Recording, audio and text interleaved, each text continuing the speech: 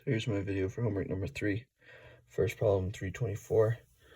You just have to find first by finding, or you have to find the heat flow rate first by finding all the resistance, and then the temperature change. And so H2 temperature change divided by resistance. Second problem, you have this wall with a bunch of different types of insulation inside. Wood and then something else I can't really remember, but they have different coefficients, and you have to assume that the wood and then the insulation are in series, and then everything else is parallel.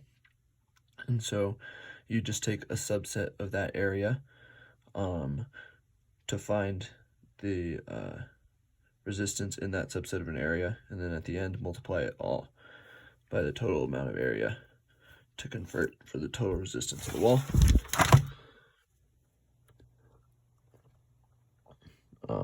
Which is right there. And then this third problem, you have hot water going through a pipe.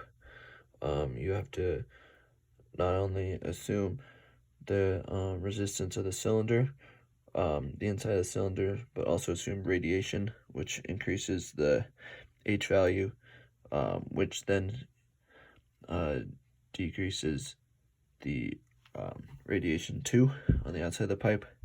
And then you can find volumetric flow rate, that CP value from the textbook, to find velocity after you have the heat transfer.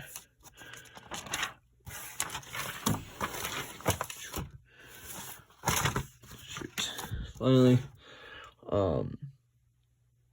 you're just doing mass flow rates of hydrogen gas through a barrier. And so you have the equation as the flow rate is equal to the coefficient times the concentration change times the molecular weight, all divided by the varying length of the membrane, which is 2 millimeters and then 0.5 millimeter. I don't really have too many concerns and questions. I would just say I need more practice, and then the conceptual stuff just takes more time to get, but the calculations are all pretty straightforward.